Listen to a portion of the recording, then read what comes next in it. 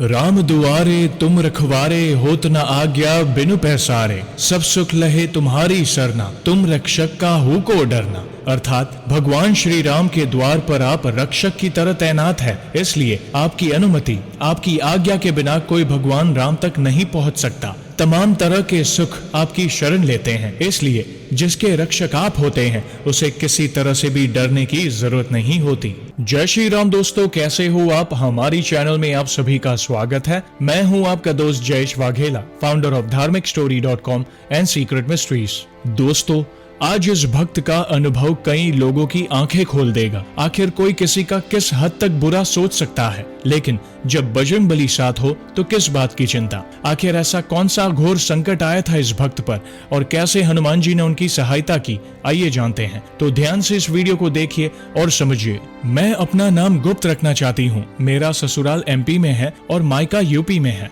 मैंने हनुमान चालीसा का पाठ बचपन में ही सीख लिया था। जब मैं 9th या 10th क्लास में थी तब मेरी मौसी अपने बेटे को सुलाते समय हनुमान चालीसा बोलती थी, तो मुझे बहुत अच्छा लगता था और फिर मुझे भी याद हो गया। फिर जब मैं अपने घर आई तो हनुमान लल्ला के सामने हर रोज हनुमान चालीसा और आरती करने लगी, जो मुझे बहुत अच्छा लगता था। फिर जैसे जैसे समय बीतता गया मैंने हर दिन पाठ करना बंद कर दिया। ऐसा क्यों हुआ पता नहीं। फिर भैया मेरी शादी नवंबर 2019 में हुई थी। उसके बाद भी मैंने कोई ज्यादा पाठ नहीं किए, लेकिन मेरी मम्मी राम जी की बहुत पूजा करती है। मुझे भी सीताराम जी से बहुत लगाव है। भैया उस समय फिलहाल तो सब ठीक चल रहा था। फिर 2 साल बाद मुझे बेटा हुआ, जिसे मैंने सीताराम जी और माँ गंगा की कृपा से पाया था। जब मेरा बेटा पेट में था तो मैंने पूरे टाइम रामचरितमानस का पाठ किया था, और जब मेरा ऑपरेशन हो रहा था तब भी मैं अपनी आंखें बंद करके सीताराम जी का नाम लिए जा रही थी और पूरे होश में थी। तो होता यह है भैया कि जब डॉक्टर मेरे बेटे को निकाल रहे थे तो मैंने आंखें बंद करी थी और मुझे राम जी दिख रहे थे, और फिर पता चलता है कि मुझे बेटा हुआ है। हम सब बहुत खुश थे। मैं मेरी पूरी प्रेगनेंसी के समय अपने मम्मी के घर पे ही थी। उसके बाद मुझे बेटे को पहली बार लेके मेरे ससुराल जाना था। उस वक्त मेरा बेटा 2 महीने का था, और भैया मेरा जो ससुराल वाला घर है ना, वहाँ एक घर में 2 परिवार रहते हैं। आगे साइड में बड़ी मम्मी का परिवार और पीछे साइड में हमारा परिवार। तो भैया मैं जब से वहां गई तो मुझे हमेशा बहुत अजीब अजीब सपने आते थे, जैसे बहुत सारी औरतों का आना, या मुझे झाड़ू से बहुत लोग मिलके मार रहे हो, और मेरे पति और मेरा आपस में बहुत लड़ाई होना, और मेरी शक्ल इतनी भयंकर दिखती थी कि जैसे मैं पहले वाली थी ही नहीं। फिर घर में बहुत अशांति रहती, जिसकी वजह से मुझे अपने ससुराल से पति के साथ सतना रहने जाना पड़ा। तब मेरा बेटा 4 महीने का था। फिर भैया मैं ससुराल से सतना आती जाती रहती थी, क्योंकि सिर्फ 20 से 22 किलोमीटर की ही दूरी है। फिर भैया मेरे हस्बैंड के एक दोस्त की शादी थी और मुझे गांव जाना पड़ा। मैं गई 24 नवंबर 2022 को, और जब से मैं गांव से सतना शिफ्ट हुई थी मैं डिप्रेशन की तरफ जा रही थी। ना पूजा करने का मन होता था और ना ही सजने संवरने का, क्योंकि मेरे पति मुझ पर बिल्कुल ध्यान नहीं देते थे। वे मुझसे कुछ ऐसा बोल देते थे जिससे मैं वही सोच के रोती रहती थी। मैं सिर्फ अपने बेटे पे ध्यान देती थी और कुछ नहीं। फिर जब 24 नवंबर को मैं गाँव गई तो वहां मुझे ज्यादा दिन रुकना पड़ा, और हम 4 या 5 दिसंबर को वापस जाने वाले थे। तब भैया मेरा बेटा माँ और राम राम बोलता था। उस वक्त सिर्फ 10 महीने का था मेरा बेटा। वो बहुत एक्टिव भी था। फिर 1 दिसंबर को सुबह मैंने उसे दूध पिला के सास के साथ बाहर भेजा था, और तब तक मैं काम कर रही थी। फिर जब मेरी सास वापस आती है और बोलती है कि बेटे ने उल्टी करी दूध की, तो मैंने बोला ऐसे कैसे उल्टी कर दी। मैंने उस बात पर ज्यादा ध्यान नहीं दिया। सारा दिन जैसे डेली निकलता है वैसे ही निकला। फिर रात के 8 बजे के आसपास मैंने मेरे बेटे को सुला दिया। फिर सब काम करते और खाना खाते 10 बज गए। अचानक मेरे बेटे ने उल्टी करना शुरू कर दिया। उसने सुबह जो एप्पल और खिचड़ी खाई थी वो सब निकल गया। हमने सोचा ऐसे ही पेट की गैस के कारण ये हुआ होगा, लेकिन उसे बार बार उल्टी हो रही थी, और जब मैं उसे दूध पिलाती या पानी देती तो तुरंत उल्टी हो जाती। उसकी ये हालत देखकर मेरा तो रो रो कर बुरा हाल हो गया था। बस लग रहा था जल्दी सुबह हो और हम डॉक्टर को दिखाएं और सब सही हो जाए। मैंने हनुमान चालीसा का पाठ भी किया और किसी तरह वो रात निकाली। सुबह होते ही हम उसे डॉक्टर के पास सतना ले गए। डॉक्टर ने दवा दी और हम फिर से गाँव गए, लेकिन मेरे बेटे को बिल्कुल भी आराम नहीं लग रहा था। भैया यहाँ मैं आपको एक इम्पोर्टेंट बात बताना चाहूंगी कि जिस दिन मेरे बेटे ने सुबह दूध की उल्टी की ना, उस दिन जो सामने बड़े पापा रहते थे उन्होंने मेरे बेटे को हंसता और खेलता देख के मेरी दादी सास से एकदम खुश होके बोला कि अब तो काम हो गया। मैंने ये बात किचन से सुनी थी, तो मैंने सोचा कि जो आज तक मेरे बेटे को देख के हंसकर बोले तक नहीं, यहाँ तक कि मेरे बेटे को देखते भी नहीं थे, और आज इतना खुश होके बोलते हैं कि काम हो गया। भैया एक बात और, जब से मेरा बेटा आया है तब से वो लोग मुझसे और मेरे बेटे से बहुत जलते थे, और उसका कारण ये कि उनको कोई नाती पोता नहीं था, सिर्फ एक नातिन थी, इसलिए वो हमें देख के जलते थे। फिर भैया मैं कैसे भी करके लड़ झगड़ के सतना आई, क्योंकि मुझे वहाँ कुछ समझ ही नहीं आ रहा था कि क्या हुआ है क्या नहीं। फिर लगा अब मैं वापस वहाँ नहीं जाऊंगी, लेकिन भैया मैं यहाँ सतना तो आ गई, पर जैसे ही मैं मेरे बेटे को कुछ खिलाती फिर से तुरंत उल्टी हो जाती थी। फिर दोपहर में हम उसे डॉक्टर के पास ले गए। इस बार डॉक्टर ने कहा कि उसे एडमिट करना पड़ेगा। भैया आज भी मैं वो दिन के बारे में सोचती हूँ तो मैं डर जाती हूँ और रोने लगती हूँ। किसी तरह मैंने अपनी मम्मी से फोन पर बात की और एडमिट करने का फैसला लिया और उसे 5 दिन के लिए एडमिट किया गया। भैया मेरा हाल तो ऐसा था जैसे मैं अब मर जाऊंगी, क्योंकि मेरा इतना छोटा सा बच्चा जो सिर्फ अभी 10 महीने का है और उसे इतने इंजेक्शन लगे, ग्लूकोज चढ़ाया गया। दूसरे दिन मेरी मम्मी और दीदी आ गई तो मुझे थोड़ा सहारा मिला। फिर मेरी मम्मी ने मेरी सबसे बड़ी वाली जेठानी से पूछा कि क्या करे, कुछ समझ ही नहीं आ रहा है। उन्होंने सतना में मॉडल हाउस बताया जहाँ पे माँ शारदा का मंदिर है। वहाँ के महाराज सब बता देते हैं कि कुछ हुआ है या किसी ने कुछ किया है। तो भैया मैं मेरे हस्बैंड के साथ वहाँ पहुंची। मैंने वहां अपने बेटे की फोटो दिखाई तो उन्होंने बताया कि मेरे बेटे पर कुछ किया गया है। फिर उन्होंने लौंग दी और बोला कि इसे उतार कर फेंक देना, और बच्चा हॉस्पिटल से घर आ जाए तो यहाँ लेकर आना। भैया अब तक उसे उल्टी में थोड़ा सा सुधार आया था, लेकिन पोटी बहुत ज्यादा हो रही थी। मेरा गोलू मोलू सा बच्चा बिल्कुल सूख गया था और काला हो गया था, और जब उसे उल्टी होती थी ना तो बहुत ही अजीब दुर्गंध आती थी। किसी ने कहा कि झाड़ फूक लगाए, लेकिन हमें यहाँ ऐसा कुछ नहीं पता था। जब हम लौट के आए तो लौंग का उतारा किया, तब उल्टी और पोटी रुक गई। मतलब अब जो 2 दिन बचे थे उसमें मेरे बेटे ने पोटी नहीं की। डॉक्टर ने दवा दी और हमें 5 दिन में घर भेज दिया। फिर बहुत दिन हो गए और हम माता रानी के मंदिर नहीं गए, क्योंकि बेटे की सेहत अभी भी पूरी तरह ठीक नहीं हुई थी। मैं कितना भी मेहनत करूं, कुछ भी खिलाऊं, लेकिन वो सूख के काटा हुआ जा रहा था। फिर मेरी दीदी वापस चली गई यूपी और मेरी मम्मी मेरे पास ही रुक गई। कुछ सही नहीं चल रहा था तो हम बेटे को लेकर माता रानी के मंदिर गए तो वहाँ के महाराज जी ने बोला कि किसी ने इस पर जानलेवा किया हुआ है। उन्होंने मेरे बेटे को एक नींबू को छू कर उसमें छेद किया तो पूरा लाल था। महाराज जी ने बार बार आने को बोला और हम बेटे को लेकर हफ्ते और 15 दिन में जाने लगे। वो मंदिर हमारे घर से बहुत दूर था, हमें वहां पहुंचने में करीब 1 घंटा लगता था। लेकिन भैया मैं बहुत परेशान थी कि अब कैसे और क्या होगा, और रात भर माता रानी की जो फोटो लगाई थी उनके सामने मैं और मम्मी रोते रहते थे और बोलते थे कि मेरे बेटे को ठीक कर दो माता रानी।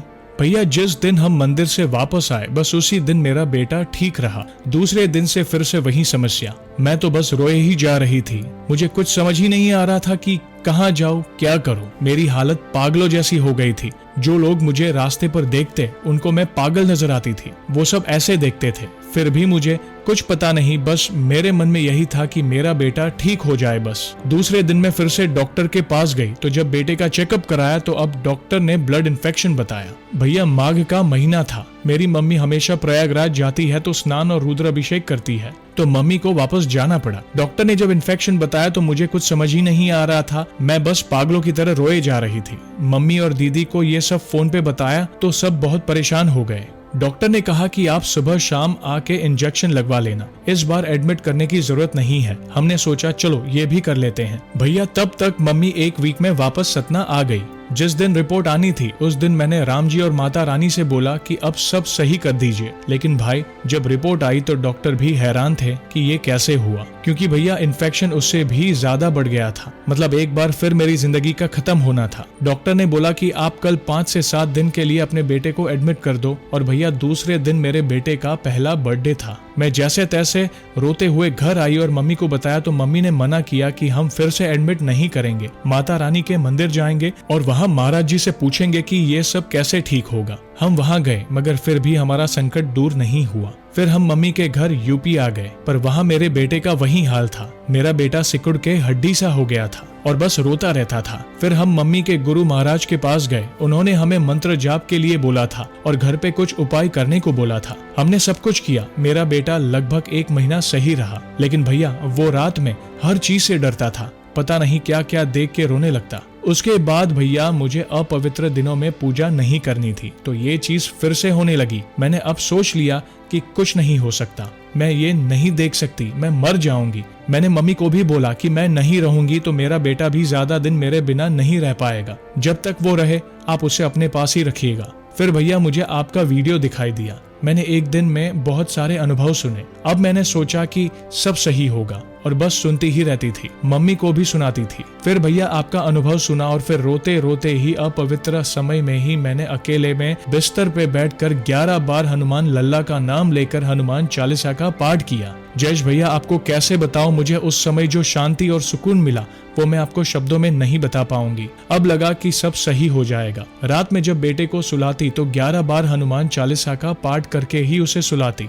और अब जब मैं अपने बेटे को गोद में उठाती तो हड्डी नहीं चुभती थी। मतलब जिस दिन मैंने पहली बार 11 बार हनुमान चालीसा का पाठ किया तो मुझे फर्क समझ आया। भैया जब से ये हुआ है तब से हर दिन जब मैं बेटे को गोद में उठाती थी तो पहले उसके हाथ की हड्डी हाथ में पता चलती थी। मेरे हनुमान लल्ला की कृपा से मुझे वहाँ की हड्डी अब फील नहीं हुई, यानी अब उसकी सेहत धीरे धीरे ठीक होने लगी है। अब मैंने सोच लिया कि मैं मंगलवार से संकल्प लूंगी, लेकिन हर मंगलवार मैं सुबह ब्रह्म मुहूर्त में उठ नहीं पाती थी, तो ऐसे ही मेरे 3 से 4 मंगलवार चले गए। फिर एक दिन ऐसा हुआ कि मैंने बेटे को सुलाया और चिंता में मैं भी सो गई। वो दिन सोमवार था, मम्मी आंगन में अचार बना रही थी और मुझे हल्की सी नींद आ गई थी। मेरे सामने हनुमान लल्ला जी आते हैं और मैं बोलती हूँ कि ये तो हनुमान जी है, और फिर मैं उठ गई। मैंने खुश होकर ये बात मम्मी को बताई। उस टाइम मैं बागेश्वर धाम के काफी वीडियोस देखती थी और मुझे वहाँ जाने का बहुत मन होता था। और भैया जिस दिन मैंने हनुमान लल्ला जी को सपने में देखा था उससे एक दिन पहले मैंने बागेश्वर महाराज जी को ब्लू कलर के कपड़े में घोड़े से जाते देखा था, तब भी मैं बहुत खुश हुई थी। अगला दिन मंगलवार था और मेरी नींद अपने आप ही सुबह 4 बजे खुल गई। मैंने उस दिन से 11 मंगलवार 7 बार हनुमान चालीसा पाठ का संकल्प लिया, और कुछ दिन बाद मुझे फिर से सपना आता है कि मैं एक लड़की के साथ जा रही हूँ और एक लड़की एक खंबे के पीछे छिपकर मुझे देख रही है, और मेरे साथ जो लड़की है उसने उसे बाय किया। वो कुछ नहीं बोली, बस दुखी होकर खड़ी मुझे देख रही थी। फिर मैंने उसे बाय किया तो वो बाय की, और जब थोड़ा आगे बढ़ के देखा तो वो गायब थी। जब मेरी नींद खुली तो समझ आया कि जो वो लड़की थी उसे मेरे हनुमान लल्ला ने भगा दिया था मेरी लाइफ से। फिर भैया सब सही होने लगा। एक बात तो मैंने बताई ही नहीं भैया, जिस दिन मेरा बेटा हॉस्पिटल में एडमिट हुआ था उस दिन वो जो बड़े पापा जिसने बोला था अब काम हो गया, उसको कैंसर है और लास्ट स्टेज है, और उसका खुद का बेटा भी पूरी तरह से बीमार रहता है, और 5 महीने बाद वो मर गए। मतलब सबको अपने कर्मों का फल मिला और मिल रहा है। भैया मुझे समझ नहीं आ रहा था कि मैं हनुमान जी को क्या मानूं, भाई या कुछ और। फिर मैंने उन्हीं से पूछा कि आप बताएं क्या मानूं आपको, क्योंकि मेरा कोई भाई नहीं है, इसलिए मुझे नहीं पता कि भाई बहन का प्यार क्या होता है। मुझे मेरे पिताजी का भी कभी प्यार नहीं मिला, इसलिए मुझे वो भी नहीं पता। बस मेरा बेटा है जिससे मैं बहुत ज्यादा प्यार दुलार करती हूँ। तो हनुमान जी ने मुझे सपने में दिखाया कि मेरी बहन को एक बहुत प्यारा सा बेटा हुआ है और मैंने उन्हें गोद में लिया। जब मैं उठी तो समझ आया कि मैं अपने हनुमान लल्ला को अपना बड़ा बेटा मानूं। तब से मैं उन्हें हनुमान लल्ला मानती हूँ, और अब मैं हर दिन हनुमान लल्ला के मंदिर भी जाती हूँ, और जहाँ कहीं भी मेरे हनुमान लल्ला का मंदिर दिख जाता है मैं वहाँ जाकर उनके दर्शन और चालीसा पढ़ लेती हूँ। मैं हर दिन घर में और मंदिर में पाठ करती हूँ, और अब मैंने मेरे घर के मंदिर में हनुमान लल्ला को विराजमान भी किया है। और अब सुबह शाम में आरती, पूजा और चालीसा, राम नाम जाप, और मंगलवार को सुंदरकांड का पाठ, और हर मंगलवार बिना लहसुन प्याज का खाना बनाकर हनुमान लल्ला को भोग भी लगाती हूँ। अब मैंने अपना सब कुछ उन्हें ही सौंप दिया है। मैं उनसे हर रोज बोलती हूँ कि आप हमें अपनी शरण में रखें और कभी दूर ना करें। और जयेश भैया सबसे ज्यादा मैं आपको धन्यवाद कहना चाहूंगी कि आपकी वजह से मैं, मेरा बेटा और मेरी मम्मी आपका दिल से बहुत बड़ा एहसान मानते हैं। जयेश भाई आपको भी मैंने अपना भैया माना हुआ है। आप जब बोलते हैं तो लगता है बस आपको सुनती रहूं। मैं जब कोई काम करती रहती हूं तो फोन में आपके वीडियो चला लेती हूं, और मेरा काम कब हो जाता है पता भी नहीं चलता। भैया आपको मेरी भी उम्र लग जाए, सिर्फ आपकी वजह से ही मैं अपने हनुमान लल्ला से मिल पाई हूँ। मैं सबको बोलती हूँ कि आपने मेरी जान बचाई है। थैंक यू भैया, आप बहुत बड़ा काम कर रहे हैं। बहुत ब्लेसिंग्स है आपको, आपके लाइफ में कभी कोई प्रॉब्लम ना आए। आखिर में मैं मेरे हनुमान लल्ला से यही कहना चाहूंगी कि सब सुख लहे तुम्हारी सरना, तुम रक्षक काहू को डरना। तो दोस्तों देखा आपने, इस भक्त ने सही कहा कि जब बजरंगबली हमारे रक्षक है तो हमें कोई डर नहीं। हनुमान जी इस कलयुग के सबसे जागृत देव है। बस दिल से उन्हें याद करें, राम नाम का स्मरण करें, देखना वे आपकी सहायता जरूर करेंगे। तो ऐसे ही है हमारे बजरंगबली। तो दोस्तों, कैसी लगी श्री हनुमान जी के चमत्कार से जुड़ी आज की ये वीडियो को लाइक और शेयर जरूर करिएगा, ताकि ज्यादा से ज्यादा लोगों तक श्री हनुमान जी की महिमा को हम पहुंचा सके। और जल्द ही एक और सच्ची घटना के साथ हम वापस लौटेंगे। तब तक जय श्री राम, जय हनुमान।